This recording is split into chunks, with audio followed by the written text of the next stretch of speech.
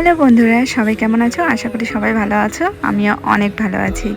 Welcome জানাচ্ছি আরও একটা নতুন ব্লগে। থাম্বনেল দেখে অলরেডি তোমরা বুঝতেই পেরে গিয়েছো যে আজকে আমি কোথায় যাচ্ছি। তবে যে জায়গাটাতে আমি যাচ্ছি, এই জায়গাটার বিষয়ে যদিও আমার নলেজ অতটা ছিল না, কিন্তু একটু সার্চ করে দেখার পর আমি এতটাই এক্সাইটেড হয়ে গেলাম জায়গাটাতে যাওয়ার জন্য যে নিজেকে আর ধরে রাখতে পারলাম না। সো কোনো রকম প্ল্যানিং ছাড়াই জায়গাটাতে চলে গেলাম। দেখতে পাচ্ছ, এটা হচ্ছে দেওঘর স্টেশনের প্লেস। দেওঘর কথাটার মধ্যেই রয়েছে যে দেবতাদের ঘর। আর সত্যি কিন্তু এই জায়গাটাতে আসার পর অনুভূতিটা সেরকমই একটা হচ্ছিল যে কোথাও যেন একটা দেবতাদের ঘরে চলে এসেছি।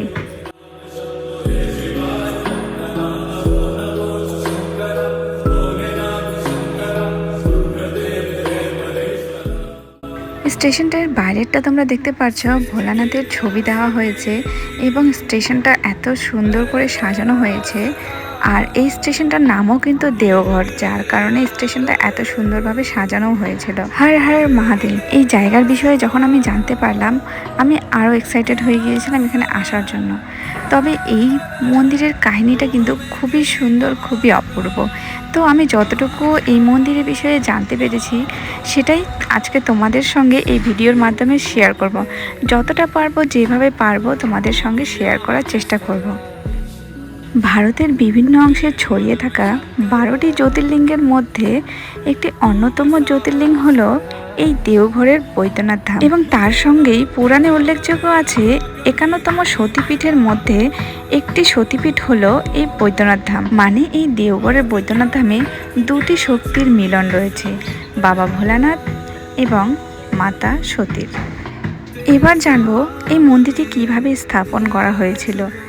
লঙ্কাপতি রাবণ মহাদেবের এক বিশেষ ভক্ত ছিলেন। লঙ্কাপতি রাবণ তপস্যার মাধ্যমে মহাদেবকে তুষ্ট করতে পেরেছিলেন, কিন্তু তার জন্য তাকে পরপর তার 9টা মাথা বলিদান করতে হয়েছিল। তিনি যখন শেষে তার আরেকটি মাথা দান করতে যাচ্ছিলেন, তখনই মহাদেব তাকে দেখা দেন এবং রাবণকে বলেন যে তুমি কি চাও, তোমার ইচ্ছে মতো চেয়ে নিতে পারো। রাবণ ভোলানাথের কাছে বরদান হিসেবে তাকে তার সঙ্গে নিয়ে যেতে চাইলেন লঙ্কাতে। মহাদেব রাবণের তপস্যায় খুশি হয়ে রাজি হয়েছিলেন তার সঙ্গে যাওয়ার জন্য, কিন্তু শর্ত দিয়েছিলেন।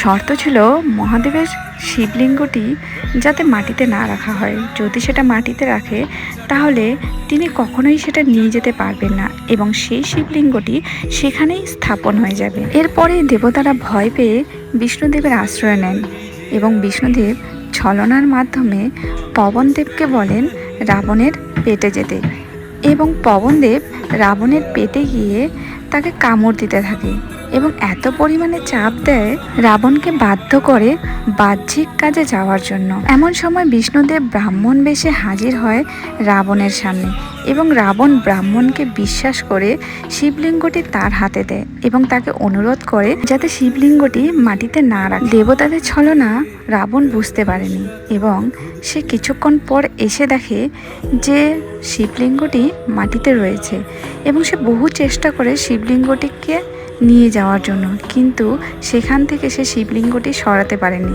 এরপরেই পুরনো যুগের নানান কাহিনীর পর থেকে দেওঘরের এই শিবলিঙ্গটি বৈদ্যনাথ ধাম হিসেবে পরিচিত হয়। ভারতের বিভিন্ন জায়গা থেকে এখানে মানুষ আসে তাদের মনস্কামনা নিয়ে, তাই দেওঘরের এই শিবলিঙ্গটিকে কামনালিঙ্গ নামেও বলা হয়ে থাকে। দেখো, এই মন্দিরে কিন্তু একটা গাঢ়বন্ধন রয়েছে মহাদেব এবং মাতা পার্বতীর। বলা হয়ে থাকে হিন্দু সমাজের বিয়ের সময় যে গাঠবন্ধনটা করা হয়ে থাকে এটা সেটারই একটা রূপ। এখানে মহাদেব এবং মাতা পার্বতীর গাঠবন্ধন করা হয়। অনেকেরই অনেক মনস্কামনা থাকে। এই যে গাঠবন্ধনটা দেখতে পাচ্ছ, এটা অনেক মানুষেরই মনস্কামনা করার পরে তাদের যদি মনস্কামনা পূর্ণ হচ্ছে তারপরে তারা এখানে এই গাঠবন্ধনটি করে থাকে।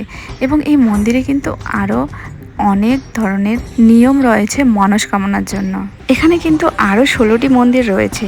বলা হয়ে থাকে ব্রহ্মাদেব নিজে এই মন্দিরগুলোকে স্থাপন করেছিলেন। তবে সত্যি এখানে ঠাকুরগুলোকে যখন মন থেকে প্রণাম করা হয় মনটা সত্যি অন্য রকমেরই হয়ে যায়, একটা আলাদা রকমের শান্তি অনুভূতি হয়।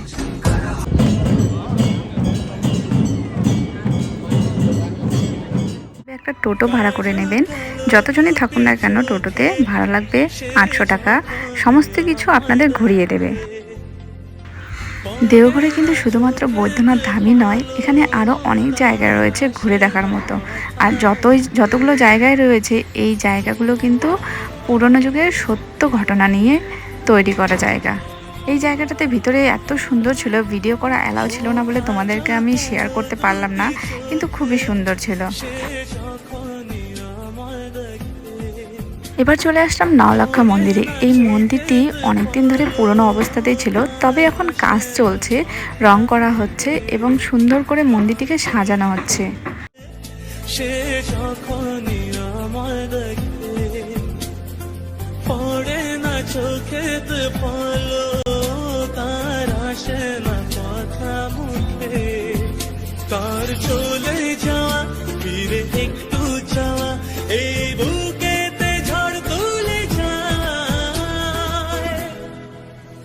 যার ছবি মনে কে যায়, যার কথা ভেবে দিন কেটে যায়, যার ছবি মনে কে যায়, যার কথা ভেবে দিন কেটে যায়, সে কি জানে শুধু তাকে। এরপর চলে আসলাম তপবনে। পুরোহিতের কাছ থেকে জানতে পারলাম এই তপবনের মহত্ব হচ্ছে এখানে সমস্ত দেবতারা এবং সন্ন্যাসী সকলেই এখানে এসে তপস্যা করতেন, তার কারণেই এই বনটার নাম হয়েছিল তপবন। কিন্তু এই জায়গাটাতে যতটা পারবেন মানুষের কথা শুনবেন না, এদিক ওদিক নিজে থেকেই ঘুরে দেখার চেষ্টা করবেন। আর ভয়ের কোনো কারণই নেই। এখানে মানুষগুলো অনেক রকমের কথা বলে যে উপরে বানররা রয়েছে, একটু ভয়ের বিষয় রয়েছে, কিন্তু ভয়ের কোনো রকমেরই বিষয় নেই। আপনারা ইজিলি সেখানে গিয়ে ঘুরে আসতে পারবেন। আর এই রোদে একটু টায়ার্ড হয়ে গিয়েছিলাম, তার কারণে এইবার যে সবচেয়ে উপরে মন্দিরটা রয়েছে সেখানে যেতে পারিনি। তবে পরবর্তীকালে যখন আসব অবশ্যই সেখানে উপরে যাব। আর উপরে যে রয়েছে সেটা হনুমান মন্দির রয়েছে এবং আরও অনেক মন্দিরই আছে যেটা এখানকার পণ্ডিত জানিয়েছিল। এবং এই মন্দিরের মহত্বটা কি সেটাও পণ্ডিত আমাদেরকে জানালো, সেটা কি তোমরাও জেনে নাও। तपस्या को बजरंगबली भंग कर दिए। जब सीता माँ यहाँ आई तो रावण ऐसी बजरंगबली की परीक्षा ली कि आपने रावण की तपस्या को भंग किया है, तो प्रकट होकर दर्शन दिए, बहुत बड़ा शिला फट गया और बजरंगबली सीता माँ को दर्शन दिए, जो मानस मंदिर है ऊपर में बजरंगबली का। और बाबा बालानंद ब्रह्मचारी 9 वर्ष की उम्र में आए थे उज्जैन से। महाकालेश्वर जो मंदिर उज्जैन में है उनके प्रधान पुजारी बंसीलाल थे, उन्हीं के पुत्र से बचपन का नाम था पीताम्बर, बाद में बालानंद ब्रह्मचारी नाम हुआ।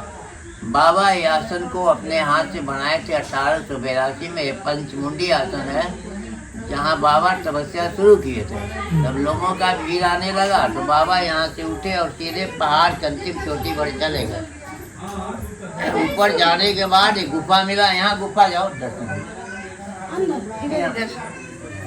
इधर से ऊपर जाने के बाद एक गुफा मिला, जहाँ नहीं इधर मंदिर है सीता माँ का, आप ऊपर जाने के बाद एक गुफा मिला जहाँ 2 बाघ रहता था। बाबा 2 बाघ के गाड़ी बाघ के गुफा में 1882 से 1926 तक लगातार तपस्या की।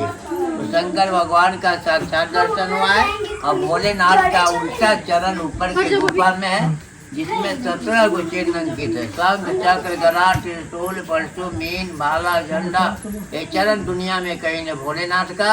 और 12 वर्ष के बाद बाबा 1937 में समाधि लिए हैं, जिंदा समाधि लिए हैं। जिनकी समाधि स्थल जो है नौलखा मंदिर के बगल में बालानंद आश्रम में बाबा 1937 में समाधि में चले गए हैं, जिनको ध्यान कुटी से जानते हैं। यह तपस्या का वन है, इसीलिए इसका नाम तपोवन है। এরপর চলে আসলাম দেওঘরের একটা বিশেষ জায়গায়। জায়গাটার নাম হচ্ছে ত্রিকুট পর্বত। মানে এই জায়গাটা পাহাড়ি এলাকা, প্লাস পাহাড়টা যে রয়েছে বেশিরভাগটাই বড় বড় পাথর দিয়ে তৈরি রয়েছে। দেখো এখানে পাথর দিয়ে তৈরি গণেশ ঠাকুরের মূর্তিটা এত সুন্দর লাগছে। আশেপাশে অনেক দোকানও রয়েছে, তোমরা চাইলে এই দোকানগুলো থেকে কিছু কিনে নিতে পারবে। তো প্রাইসও তোমাদের বাজেটের মধ্যেই আসবে। আর খুব সুন্দর সুন্দর জিনিস আছে কিন্তু এখানে। রাস্তাটা শুরু থেকে মন্দির পর্যন্ত, এটাও কিন্তু একটা উঁচা রাস্তা, আর শুরু থেকে শেষ পর্যন্তই অনেক রকমের দোকান তোমরা এখানে পেয়ে যাবে।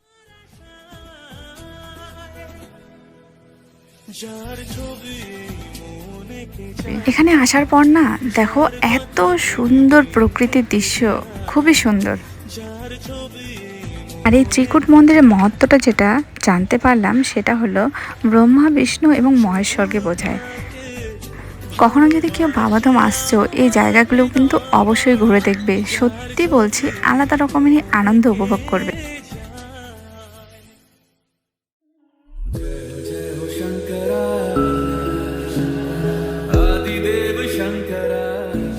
দেওঘরের এই যে জায়গাগুলো তোমাদের সঙ্গে শেয়ার করলাম, কেমন হয়েছে জায়গাগুলো অবশ্যই জানিও।